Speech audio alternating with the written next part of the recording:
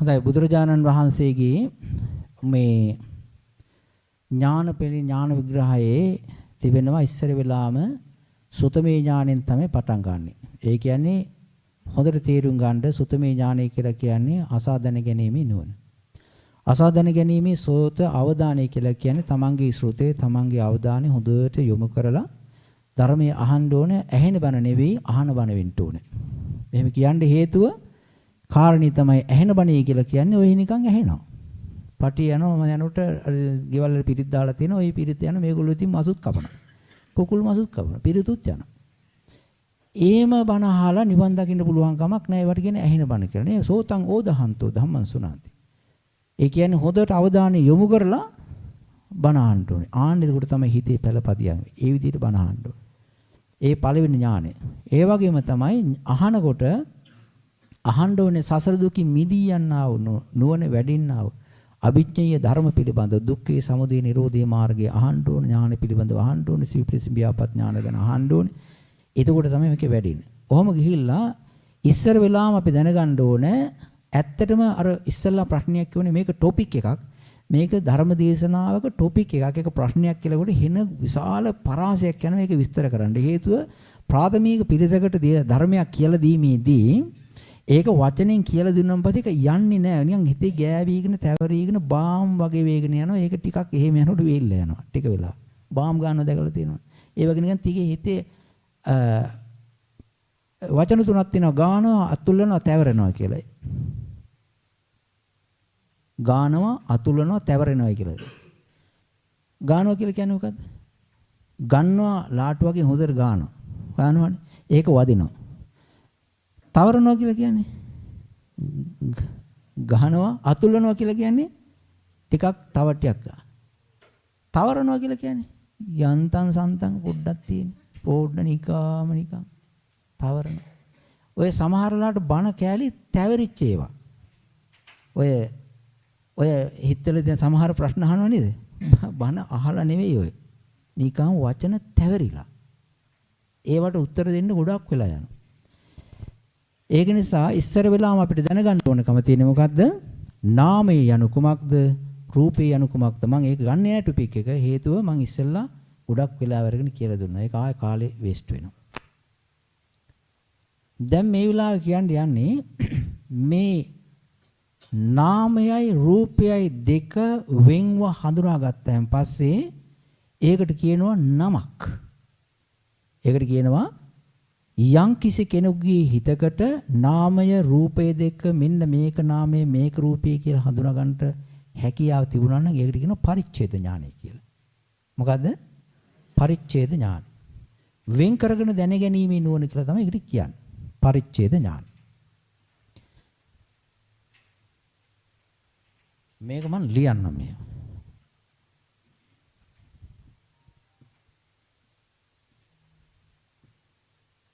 පරිච්ඡේද ඥානය. මේ පරිච්ඡේද ඥානය කියන එක මොකද්ද? පරිච්ඡේද කියලා කියන්නේ කොටස් කරලා වෙන් කරලා දැනගන්න නුවණ. මොකද්ද කොටස් කරන්නේ? මෙන්න මේ දෙක. නාම රූප දෙක. නාම රූප දෙක මෙන්න මේක නාමයේ මේක රූපේ කියලා පැහැදිලිව බැහැලා හොඳටම අමුමුවේ දැනගන්න පුළුවන්කමක් තිබෙනවා නම් යම්කිසි කෙනෙකුට ආන්න එතන කියන්න පුළුවන් මේ මිනිස්යාට මේ කාන්තාවට මේ අම්මට මේ මහත්තයාට නාම රූප පරිච්ඡේද ඥානෙ තියෙනවා කියලා. හැබැයි පොතේ කැලේ ගෙනල්ලා කියනකොට අපි දන්නවා මෙයා කෙලින්ම print out එකක් තමයි අපිට බාන්නේ කියලා. ඔය තියෙනවා. අපේ ගෞරවනීය ස්වාමීන් රේරුකාණ ස්වාමීන්ගේ පොත තියෙනවා. හරිදම ස්වාමීන්ගේ පොත තියෙනවා. මාතර ඥානාරාම ස්වාමීන්ගේ පොත තියෙනවා. ඊට පස්සේ තවත් 2009 අර ඥානීස්වර ස්වාමීන්ගේ පොත තියෙනවා. ඔය වගේ පොත් කියලා සමහරලාට ඒ වචනමයි. එතකොට අපි දන්නවා මොකද්ද? නාම රූප පරිච්ඡේද ඥානි කියලා මෙයා බාන්නේ මොකද්ද? අරකේ print out එක. එහෙම නෙවෙයි. අමෝමී කියලා කියන්නේ මට මේ යනකොට දොරේ හැප්පෙනකොට අද මේ සිංක් එක අරිනකොට කෑම කනකොට මට දැනුනේ මෙහෙමයි කියලා එයා අමුවෙන් කියනවා. අන්න එතකොට තේරුම් ගන්නවා මේ මිනිස්සයා ටිකක් බැහැලා වැඩ කරන්නා වූ කෙනෙක් කියලා. ඉස්සෙල්ලාම ඇතිනේ මොකද්ද? නාම රූප පරිච්ඡේද ඥානය. නාම රූප පරිච්ඡේද ඥානෙ ගියාම මෙයා තවත් මේ නාම රූප ධර්ම අතපත ගගා ඉන්න ඕනේ. ඒක තේරුණායි වැටහුණායි කියලා එතනින් නවත්තන්න හොඳ නැහැ. එහෙම යනකොට තියෙනවා මේ දෙන්නගේ නාමයේ සහ රූපයේ පොදු ලක්ෂණ කියලා එකක් තියෙනවා. නාම මෙහෙම එකක් තියෙනවා. නාමයට අදාළ ලක්ෂණ තිබෙනවා, ගුණ ස්වභාවය තියෙනවා, රූපයට අදාළ ලක්ෂණ තියෙනවා, ගුණ ස්වභාවය තියෙනවා. කාන්තාවන්ට අදාළ ලක්ෂණ තියෙනවා. පුරුෂයන්ට අදාළ ලක්ෂණ තියෙනවා. තියෙනව නේද? ඒතකොට කාන්තාවන්ට අදාළ ලක්ෂණ දින මොකද්ද? ලාලිත්‍ය, ගමන බිමන නිකන් පැද්දීගෙන යන ගතිය. එහෙම තියෙනවනේ. කතා කරනකොට ඇදලානේ අපේ හරි මේ කියලා කියනවා. ඒවා කාන්තා ලාලිත්‍ය වචන. ඕක පිරිමියෙක් කරන්න ගියාන් පස්සේ ගැලපෙන්නේ. පිරිමියන්ට තියෙනවා රෆ් ටෆ් වචන තියෙන. එහෙමද? මමත් එහෙම නේද? ඔය කෙලිම කිව්වොත් කිව්වා. ඒක කාන්තාවත් එක දැනගෙන තියෙන්න ඕනේ. ඒ වගේ මේ පුරුෂයන්ගේ තිබෙනා වූ විස්තර සහ වාක් විලාසය හරි ඍජු. ඒගොල්ලෝ නිකන් ඇදිලා පැදිලා නිකන් ඔය බටර් ගගා ඉන්නේ අය නෙවෙයි. කෙලිම කියලා දුන්නා. ඒවා කෙලිම පිට්ටු වගේ. ගුරුසුයි. රළුයි. ඒ වගේ ඒ කියන්නේ ඒවට පොදු ලක්ෂණ. ඒ කියන්නේ ඒවට තියෙන එක්කෙනෙකුට වතුර වලට තිබෙන ලක්ෂණය ගලන ගතිය නේද? ඒක ඇවිල්ලා පෞද්ගලිකයි. ඒක ගලන ගතිය තියෙන්නේ මැටි වලට නෙවෙයි. ගල් වලට නෙවෙයි. ඒක නිසා ඒකට කියන පෞද්ගලික ලක්ෂණ කියලා. නාමයේ තිබෙනවා පෞද්ගලික ලක්ෂණ. මොකද්ද නාමයේ පෞද්ගලික ලක්ෂණේ? නැමෙන ගතිය. ඒකනේ. ඒවට තියෙන්නේ නැමෙන ගතිය. වේදනාවේ තිබෙන්නේ මොකද්ද පෞද්ගලික ලක්ෂණේ? එයාට විතරයි ඒක තියෙන්නේ. වින්දනයේ වේදනාවට තියෙන්නේ විදීමේ හැකියාව. ඒක සිතට නැහැ. විඥාණයට තියෙන මොකද්ද පෞද්ගලික ලක්ෂණේ? විඥානාතීති විඥාන. දැනගැනීමේ ලක්ෂණය යනු හිතට විඥාණයට තිබෙන ලක්ෂණ. ඒවට කියන මොකද්ද? Individual characteristics. ඒ කියන්නේ පෞද්ගලික ලක්ෂණ. හැබැයි මේ රූපයට තියෙන වෙන ලක්ෂණයක්. එතකොට රූපයට වෙන ලක්ෂණයක් තියෙනවා, නාමයට වෙන ලක්ෂණයක් තියෙනවා. ඒවට කියන මොකද්ද? පෞද්ගලික ලක්ෂණ දැනගන්න ඕනේ අපි මේ වැඩේදී. එහෙම දැනගන්නකොට මේ පෞද්ගලික ලක්ෂණ දරාගෙන හිටියත් බලන්න කාන්තාවෝ ලාලිත්‍යයට පැද්දීගෙන ඇද්දීගෙන ගියත් අවසානයේදී මැරෙනවා. ලෙඩ වෙනවා. පිරිමි ලස්සනට අර එහෙම ටෆ්වට හොඳට හමුදා කිට්ටේ ගහගෙන හිටියත් වෙන්නේ මොකද්ද? මැරෙනවා. ලෙඩ වෙනවා. ඒක මොකද්ද? පොදු ලක්ෂණය. කාන්තාවටත් පොදුයි, පිරිමින්ටත් පොදුයි. දෙගොල්ලන්ට පොදුයි. මේගොල්ලොන්ගෙත් එහෙම තමයි. මේගොල්ලන්ගෙත් තියෙනවා මෙයා නමන ලක්ෂණේ වුණත්, මෙයා රුප්පන ලක්ෂණේ වුණත් මොකද තියෙන්නේ? මේ දෙගොල්ලම අනිත්‍යයි. අනිත්‍ය ලක්ෂණය මොකද්ද? ඒක පොදු ලක්ෂණයක්. ඉන්ඩිවිජුවල් කැරක්ටරිස්ටික් තියෙනවා, කොමන් කැරක්ටරිස්ටික් තියෙනවා. ඒක නිසා මේ දෙකම හඳුනා ගන්න ඕනේ. ඒක නිසා ඉස්සෙල්ලා නාම රූප වෙන් කරගත්තා. එහෙම දැනගත්තට පස්සේ අපි දැනගන්න ඕනේ මේවට කියන සාමාන්‍ය ලක්ෂණ කියලා, අනිත් එකට කියනවා පොදු ලක්ෂණ කියලා. පොදු ලක්ෂණ මොනවද කියන්නේ? අනිත්‍ය. ඒක නම් කියන්න ඕනේ නිකන් කටෙන් වැක්කිරෙනවා.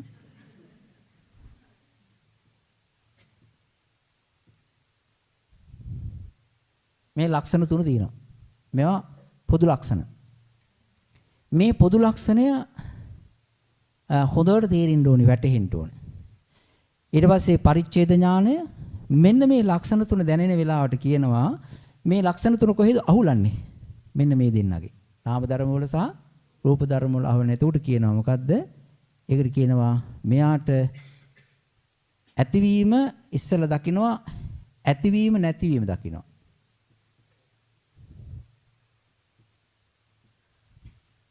ඇතිවීම නැතිවීම කියලා කියන්නේ මොකද්ද? උදය සහ වැය දකින්න. ඇතිවීම නැතිවීම පේනවා. ඉස්සලා ඇතිවීම නැතිවීම ඒකේ ඇතිවීම නැතිවීම දකිනකොට ටිකක් එයාට ටිකක් අමුතු හැඟීමක් වෙන. මොකද්ද මේකේ? මම මේ ඇති වෙන දෙයක් නැති වෙන දෙයක් මහා නිකම් මගේ කියලා මැරීගෙන තැලීගෙන පතාගෙන ඔහොම ඉන්නවද සමහර වෙලාවට පරණ කරපු පින්කම් වල පිළිබඳව කලකිරෙනවා. අවුරුදු 10කට 20කට කලින් සාංගික දානයක් දීලා දිව්‍ය ලෝක පතලා තියෙනවා දරුවෝ එක පෙළට 10. අවුරුදු 15කට 20කට විතර පස්සේ එයා විදර්ශනා වඩනවා. වඩනකොට අර තියෙනවනේ දිව්‍ය ලෝක ලිස්ට් එකයි සක්විති රජකමයි අරවයි මේවා එහෙන ලොට් එකක් ලිස්ට් එකේ එහෙන ගොඩක් ඉඩකඩම් යාන වාහන ඒවා ගොඩාක් ප්‍රාර්ථනා කළා. එහෙම තියෙන හොරෙන් පතන්නේ ඒවා කියන්නේ නැහැ. ඒවා ලිස්ට් එකක් මෙයාට මතක් වෙනවා යනකොට. එතකොට හිතෙන අපරාධේ. මම මෙහෙම කරානේ. මෙහෙම පැතුවානේ. මෙහෙම හිතුවානේ. මට මේවා ඕන කරන අපරාධي කියලා එයාට අර පරණ පින්කමේ ප්‍රාර්ථනා ටික පිළිබඳව කලකිරීම ඇති වෙනවා. එහෙම ඇති වෙලා නැද්ද? ඇති වෙලා නැහැ නේද? ඇති වෙලා නැති වෙන්න හේතුව මොකද්ද? එහෙම පරණ ප්‍රාර්ථනා ටික ගැන කලකිරින් නැති වෙන්න හේතුව මොකද්ද? භාවනා කරලා නැහැ. කරලා නැහැ. උදේවයි. ඇතිවීම නැතිවීම ඇති වෙනවා. හැබැයි ඇතිවීම නැතිවීම ඒ ඥාන කියන මොකද්ද? උදේ සහ වයන ඥාන කියලා.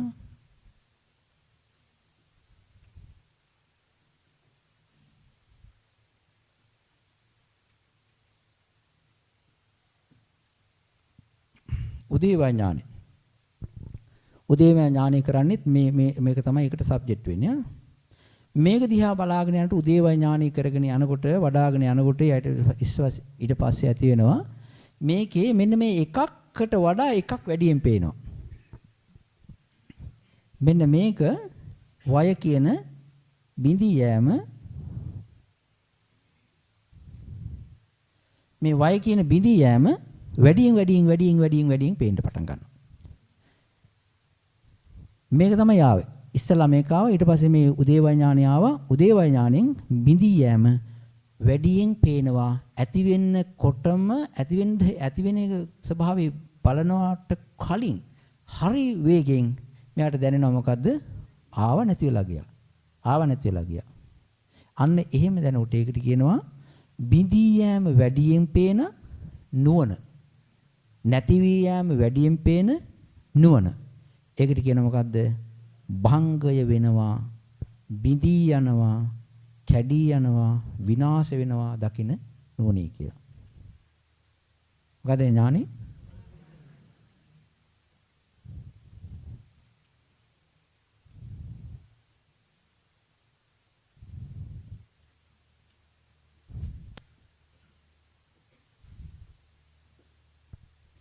භංග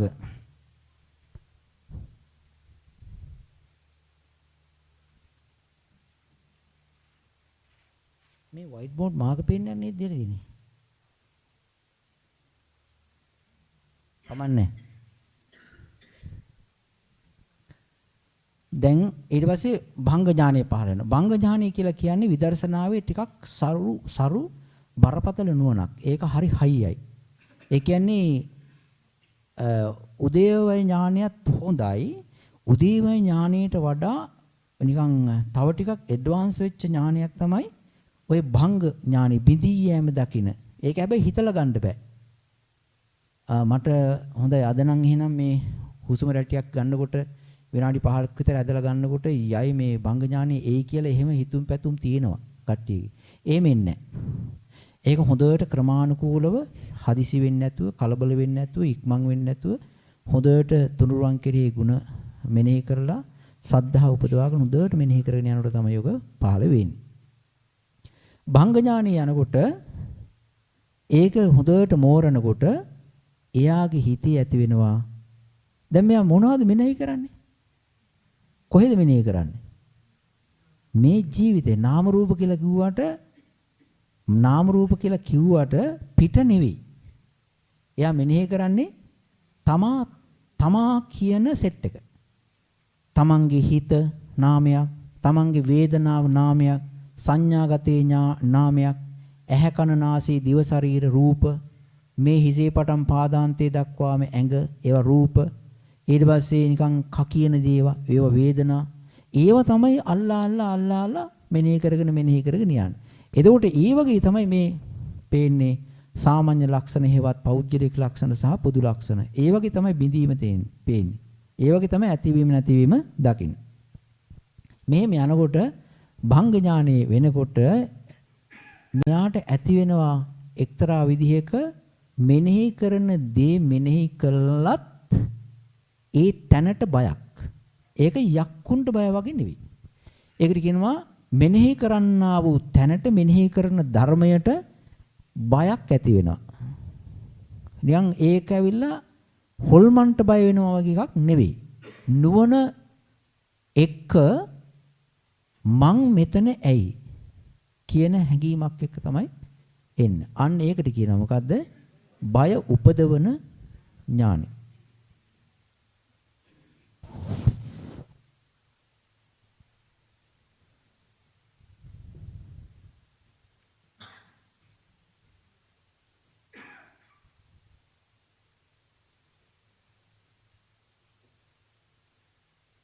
බයදුපට්ඨාන ඥානය.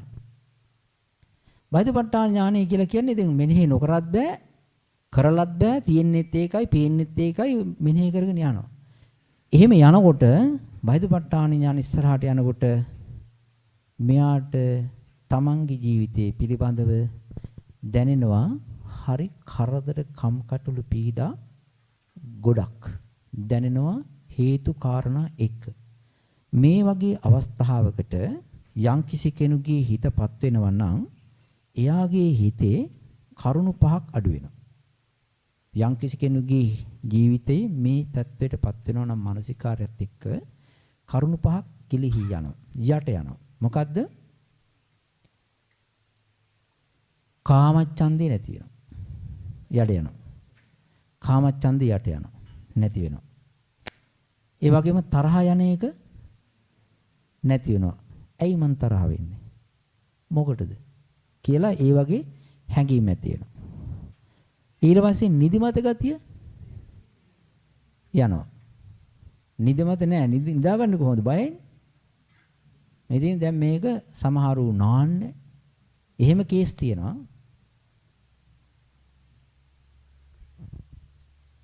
සමහරුන්ට හිතෙනවා ඔක පිටපොට යන පැත්තනුත් තියෙනවා. මේක වැඩියෙන් ආවොත් එහෙම භංග ඥානෙ බයදුපට්ඨ ඥානෙ ආවොත් එහෙම ඒ එකම එනවා මේ තව ඥානයක් ඒ කියනවා උපදිනවා ආදීනව දකින්නයි කියලා. ආදීනව දකින්නයි කියලා හිතනවා පස්සේ එයාට හැම වෙලෙම ඒකේ දොස් පේනවා. ඊට පස්සේ හිතෙනවා මෙච්චර පිරිසුදු වතුර මම මොකටද නාන්නේ කියලා. නාන එක නවත්තනවා. කණ එක නවත්තනවා. මොකටද මෙච්චර මේ කරච්චලේ තියෙන එක ඒකට මං වැඩි මොකටද නිකන් ඔය පොඩ්ඩක් පොඩි ඩිංගක් කනවා. වැඩි මම මොකටද කතා කරන්නේ? කතා කරන එක නවත්තනවා. ඔහොම ගිහිලා ට්‍රැක් පනින අවස්ථාවක් නැතුවමත් නෙවෙයි. එහෙම ට්‍රැක් පැනපු පීලි පැනපු කෝච්චි ගොඩ තියෙනවා. ඉතින් ඒකට මොකද කරන්න ඕනන්නේ? ඒ වගේ අවස්ථාවකදී කවුරු හරි දන්නේ කෙනෙක් ගාවට ගිහිල්ලා මෙන්ටල් සර්විස් එක අදා ගන්න ඕනේ. නැත්තම් එහෙම දිගට ගියොත් වැඩි හොඳ නැති වෙනවා. හේතුව හසුරුවා ගන්න බෑනේ තමන්ගේ ඥාන. ඒ නිසා කාමච්ඡන්දේ නැති වෙනවා, ව්‍යාපාදේ තරහව ක්‍රෝධේ නැති වෙනවා, කාලකම්මැලිකම නැති වෙනවා, නිදිමතේ නැති වෙනවා. විතර සමහර වෙලාවට අවස්ථාව විතරක් විතරකින්ට පුළුවන්. හැබැයි විචිකිච්ඡාව නැහැ. සැකසහගත ගතිය ඇති වෙන්නේ බුදුරජාණන් වහන්සේ කියපු ධර්ම මාර්ගය යට යා ගන්න පුළුවන්. ආදීනව ඥානය කියලා එකක් එනවා.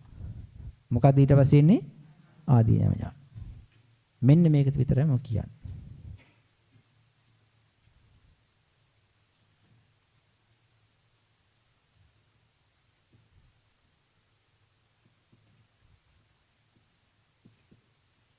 ආදීනව ඥානය කියලා කියන්නේ දොස් දකින්නවා. මේ කියන්නේ මේකේ තිබෙන්නා වූ දොස් දකින්නවා. ඒක දොස් කියලා කියන්නේ ඉතින් මේ ලෙඩ වෙනවනේ. කරදර කම්කටොළු ඇඳුම් බැනුම් ගෙරුම් මොකටද මේ එක එක්කිනාගේ මේ දේවල් අහගෙන මම ඉන්නේ මොකටද මේ දුක් විඳින්නේ මොකද්ද මේ මන් රකින්නේ කියලා එහෙම හැඟීමක් ඇති වෙනවා. එතකොට මේ ආදීනව කියන ඥානය බය උපදවන්නා වූ තැන ආදීනවේ ඥානයයි බයදුපට්ඨාන ඥානයයි දෙක නිකන් ළඟ ළඟ ඉන්න ඥාන දෙකක්. ඒකේ තියෙනවා කෙනෙකුට හිරේ යන්න වුණොත් මොකක්ද ඒකට හේතුව? කෙනෙකුට හිරේ යන්න වුණොත් මොකක්ද ඒකට හේතුව? කෙනෙකුට ලෙඩ වුණොත් මොකක්ද ඒකට හේතුව? කෙනෙකුට පහර දීමක් ඇති වුණොත් මොකක්ද ඒකට හේතුව? හේතුව තමයි ඉපදීම. ඉපදුණු නිසා තමයි ගුටි කන්නේ, බැනුම් අහන්නේ. ඉපදුණු නිසා තමයි හිරේ යන්නේ. එවැනි දේවල් සිද්ධ වෙන්නේ.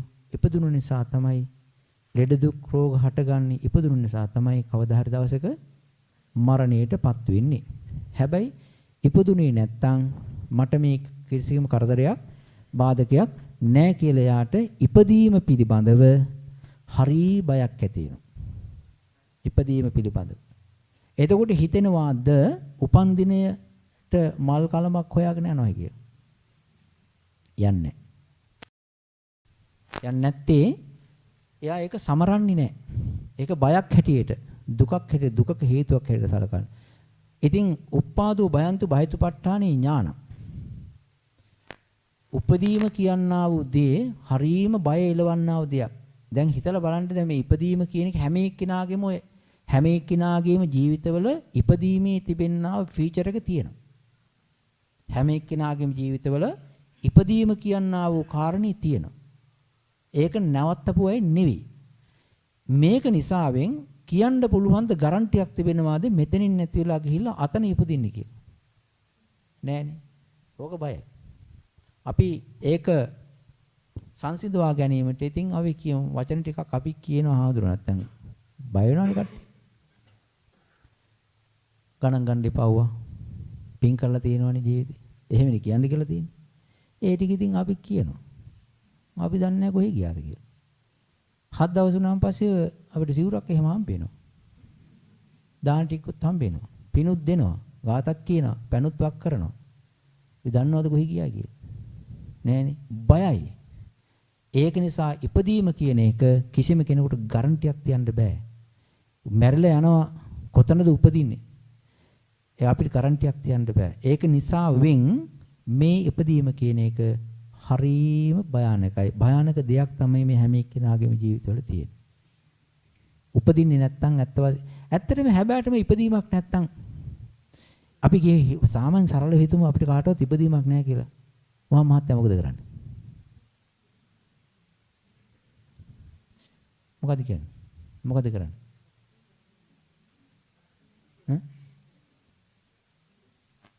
ඉපදීම නැත්තම් මොකද කරන්නේ?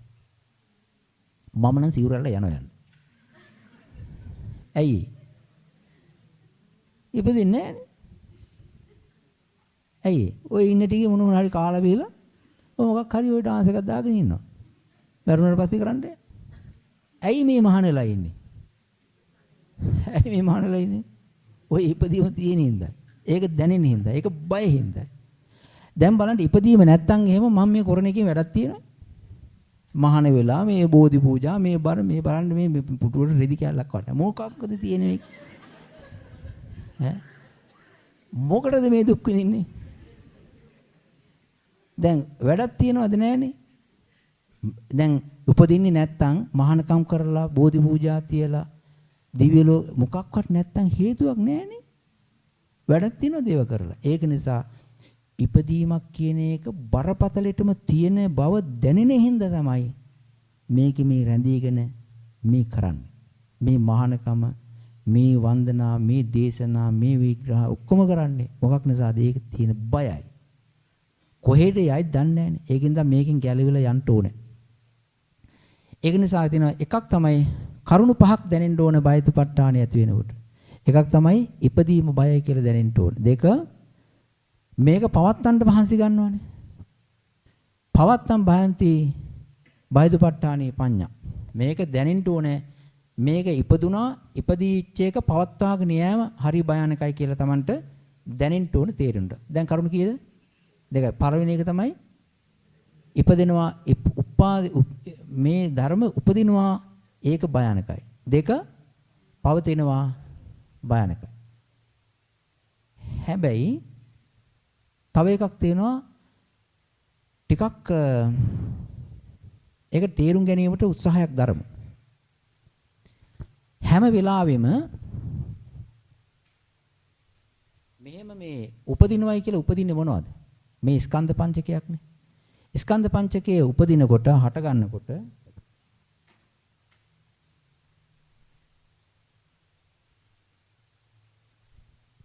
ඒ ස්කන්ධ පංචකය හට ගන්නකොට මෙන්න මෙහෙම සටහනක් තිබුණොත් මේ පිංගුතු මොකද හිතන්නේ?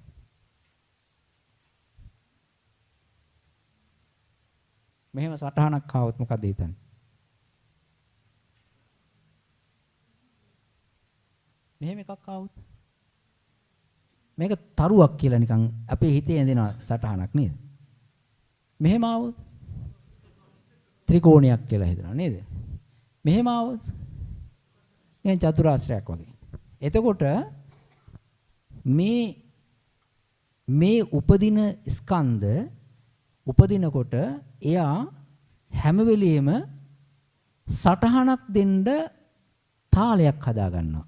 සටහනක් දෙන්න එක්තරා විදිහක ඒකට කියනවා නිමිති සටහනක් කියලා. නිමිත්තක් යම්කිසි සටහනක් යම්කිසි සලකුණක් කරන්නට යම්කිසි සලකුණක් හදන්න දැන් මේක නිකන් අමාරුයි. මෙහෙමයි ඒක තේරුම් ගන්න. යම්කිසි කෙනෙකුගේ ඇඟ ටිකක් මෙහෙම උසට තිබුණොත් මොකද කියන්නේ? අපි එයාට දානවා නම්බරයක්. මොකද්ද? උසයි කියලා. උසයි කියලා කියන්නේ සටහනක් ලැබුවා. යම්කිසි කෙනෙක් ගොඩාක් මහතයි. එහෙනම් මොකද එයාට කියනවා අපි මහතයි කියලා. ඔන්න නිමිත්තක්. ඒ කියන්නේ උස කියලා කියන්නේ නිමිති සටහනක්. මහත කියලා කියන්නේ නිමිති සටහනක්. ඊටත් වඩා එයා ටිකක් අර හිමේ වේගෙන් දඟලනවා නම් මොකද කරන්නේ? එතකොටත් කියනවා එනර්ජි වැඩි මිනිස්සෙක් දඟලන මිනිස්සෙක් කියලා ටක් ගාලා ඒ ක්‍රියාවට නමක් පట్టල කරනවා. එහෙම කරනවා. ඒ වගේම තමයි ටිකක් හොඳට පාටයි නම් සුදුයි නම් එතකොට මොකද කියන්නේ? හරියම ලස්සනයි ෆෙයා කියලා එහෙම කියනවනේ. ඒ වගේම සටහනක් දානවා. ලස්සනයි, උසයි, මහතයි, කළුයි, සුදුයි. ඒ වගේම හැම එකටම එයාට හොඳට බර උස්සන්න පුළුවන්. බර උස්සන්න පුළුවන්. හෂා. මිනිහා හරි ශක්ති සම්පන්නයා කියලා ටක් ගාලා ඒකට දැම්මා සටහනක්, සලකුණක්. ඒ වගේ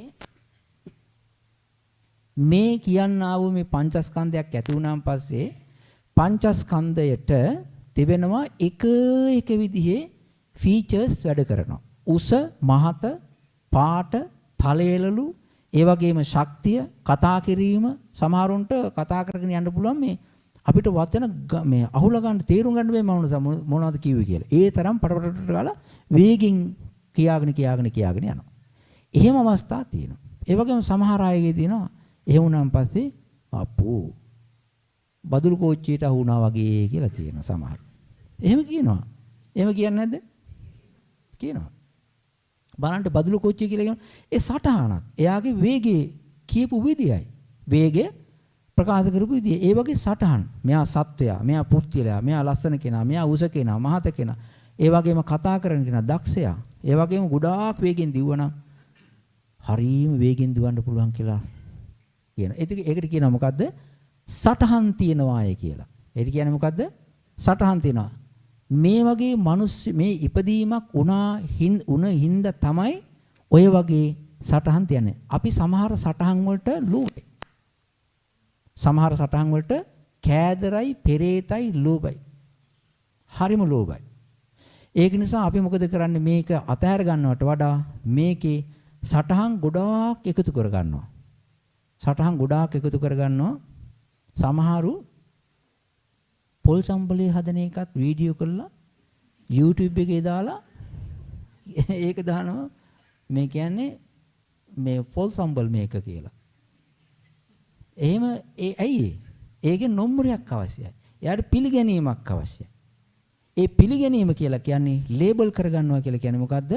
නිමිත්තක් සටහනක් තබා ගන්නවා. දැන් අද දානයක් දුන්නා දවල්.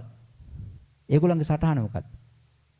අද දවල් දානයක් දුන්නා එක්කෙනෙක්. මාත් ඒකේ කොටසක් ටිකක් වැළඳුවා. පින් දුන්නා. නෑ. මහා මායා ආදි ශිෂ්‍ය. මහා මායා ආදිසිසි ඒක තමයි ලේබල් එක. ආනන්දියෙන්ලා ඉන්නවා. තව ඉන්නවා විසාකියෙන්. එහෙම ඉන්නවා. ඒවා ලේබල්. ඒ ලේබල් වලට කැමති. ඒවට කියනවා මොකද්ද? නිමිති තියනවායි කියලා. ඒ නිමිති වල අපි බැඳෙනවා. අපි කැන්ඩියන්, අපි මාතර, අපි we are from south ශ්‍රී ලංකා. ඔහොම කියනවා. එහෙම කියනවාද? ආසයි. ඒවට ඇත්ත වශයෙන්ම සවුත් මාතර කියලා කිව්වම හරි ආසයි. මම ගාල්ලේ කියනවා. ආසයි. අනිත් එක අපිට තියෙන්නේ මොකද්ද? අපිට තියෙන්නේ මොකද්ද? මම කොහෙද හඳුනන්නේ මහණෝනේ? ගල්දුවේ. ලේබලේ හොඳයි. හයිය. ඒව මොනවද කියන්නේ? ඒවට කියනවා සටහන් කියලා. ඒ සටහන් පවත්වා ගන්නත් අපි ලෝභයි. ඒක හරි භයානකයි. භයානකයි කියලා කියන්නේ ඔය සටහන් හින්දා තමයි මාන්නය හැදෙන්නේ. සසර ගැට ගැහෙන්නේ. ඒ මාන්නය හැදෙනවා මම උසයි, මම ලස්සනයි, අනිත් එක්කෙනා පහතයි, එයා මෙහි අරෙහි මේ කියලා ඒවා කම්පෙයා කර බලන්නේ මොකක් නිසාද?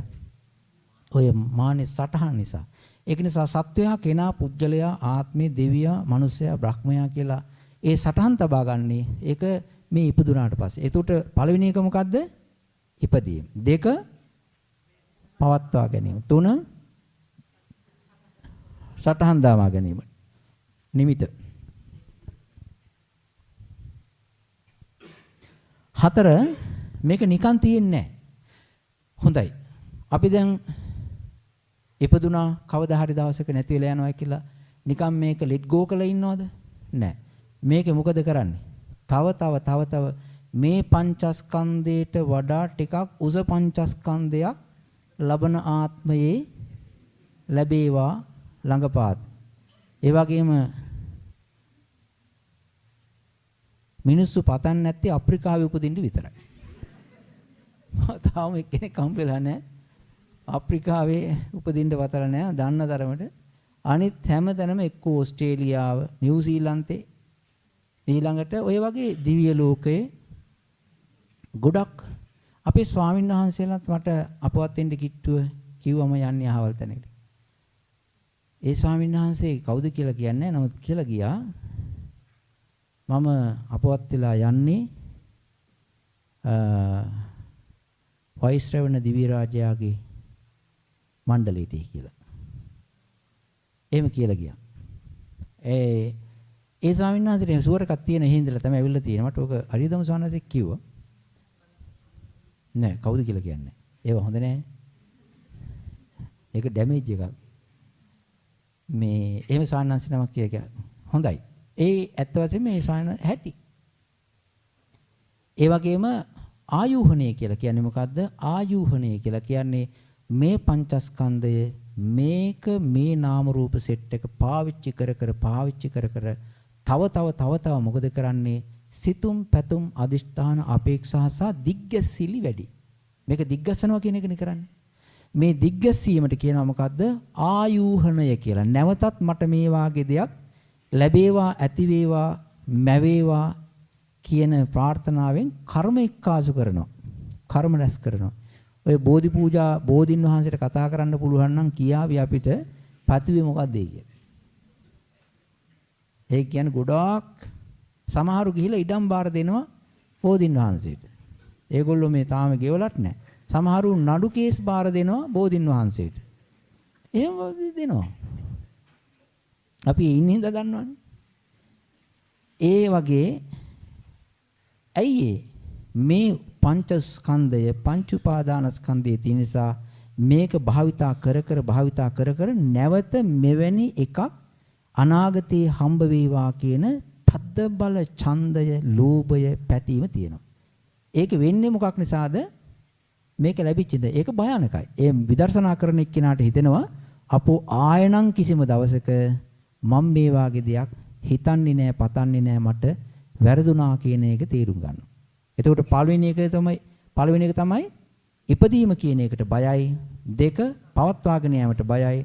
3 සත්වයේ පුද්ගලයේ කෙනෙක් කියලා බාර ගැනීමට සලකුණු තබා ගැනීමට බයයි. අනිත් එක තමයි ආයුහණේ හේවත් එයා නැවත කර්ම රැස් කිරීමේවත් එවැනි දෙයක් ලබා ගැනීමට බයයි. අනික් කාරණේ තමයි බයයි කොහේ හරි ගිහිල්ලා මම පටිසන්ධියක් ගනීද? ඔයක අහනවා. අනේ හාඳුරනේ. මං උපදීද? අර යයිද? මෙහි යයිද කියලා ඉතින් කියනවා. අපිත් ඉතින් අර බණ සූත්‍ර තියෙනවානේ. ටිකක් ස්ටඩි කරලා තිබුණාන් පස්සේ මොන හරි ටිකක් කියලා දානවා. හැබැයි අපි එහෙම සර්ටන්ටි එකක් නැහැ. ඇයි කරන්න බෑනේ. එයා භාවනා කරලා භාවනා නිමිත්තක්වත් පහල කරගෙන එහෙම සිටුණා නම් කියන්න පුළුවන්. ඒකේ තියෙනවානේ අර කුසල මොකක්ද ඒකට කියන්නේ? නෑ අපි කතා කරේ ගරුක කර්මයක්. ඒ ගරුක සංඥාව තියෙන නිසා කියන්න පුළුවන් ඔය බය වෙන්න දෙයක් නෑ. අහවල් තැන යන්නේ. හැබැයි මෙහෙම එකකුත් තියෙනවා. පින් කරපු කෙනා කුසල් වඩපු කෙනා මානසිකාරයේ ශක්තිය සම්පන්න කරගත්තා නම් ඉතින් එයාට බයක් නෑ. කොහේ යයි කොහේ ගියත් අතහැරලා ඉන්නේ. ඒකින්ද ඒ ස්ථාවරත්වයේ තියෙනවා. එතකොට මේ ආදීන ඒකට කියනවා ආදීනව ඥානයේ යටතේ බයතුපත්ඨාන ඥානයේ යටතේ කරුණු පහක් ගැන විශේෂයෙන් බයවිල්ලක් ඇති වෙනවා. අනිත් ඔක්කොම බය ටික ඒකට යටත්. මොකද්ද? ඉපදීම පිළිබඳ බයයි. පවත්වාගෙන යෑම පිළිබඳව නැවත මේකට කණ්ඩ බොණ්ඩ දීලා ඒක පවත්වාගෙන යන්නට හරි බයයි. අනිත් එක තමයි සත්වයේ පුජ්‍යලයක් කෙනෙක් කියලා බාර ගැනීමට සටහන් කර ගැනීමට බයයි. නැවත ඉස්සරහට මේ වගේ දෙයක් වේවා කියලා ඒකට උප්පත්තිය ලබන්නට කර්ම රැස් කිරීමට බයයි. සහ කොහේ හරි නැවත ආයෙ ගිහිල්ලා උපදී කියලා බයයි. ඔය කාරණා සාමාන්‍ය ලෝකයේ මිනිස්සු කතා කරන හොල්බම් බය, නඩු බය, මට විපතක් වෙයිද, ලෙඩක් හැදෙයිද, ඒ බය නේට වගේ නෙවෙයි. මේක ඥාණයෙන් නුවණින් ඒ වගේම බොහෝම උද්‍යව්‍ය ඥානීය පසු කරගෙන ගිය විපස්සනා ඥානයකට ගැප් වෙලා ඒකට කනෙක් වෙලා පහළ වෙන්නා වූ නුවණක්. ඒක හිතලා ගන්න බෑ. ඒක ස්වභාවයෙන්ම ධර්ම අවබෝධයත් එක්ක ඇති වෙන එකක්. මේක තේරුණාද? මං හිතන්නේ මේ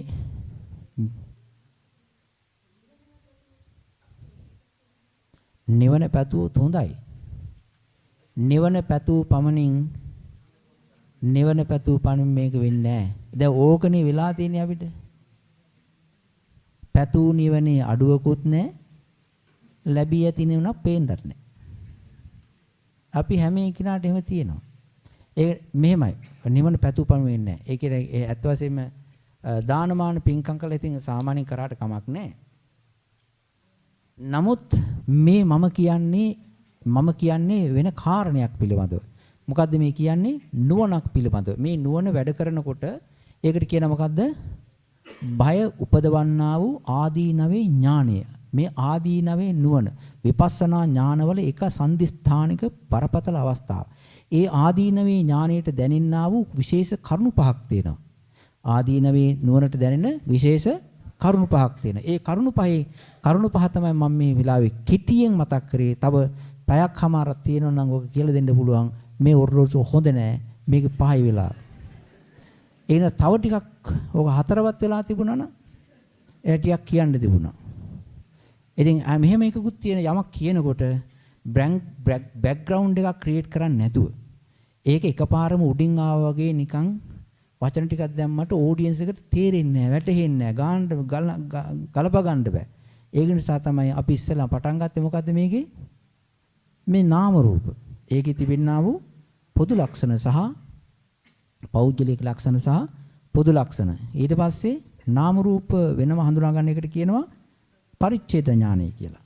ඊට පස්සේ ඒකෙන් අපි තේරුම් ගන්නවා ඇතිවීම නැතිවීමත් උදේව ඥානය. හැබැයි එකපාරෙම එන්නේ නැහැ. ඒකේ මෙහෙම ප්‍රායෝගික කැලකුත් කියලා දෙන්නම්.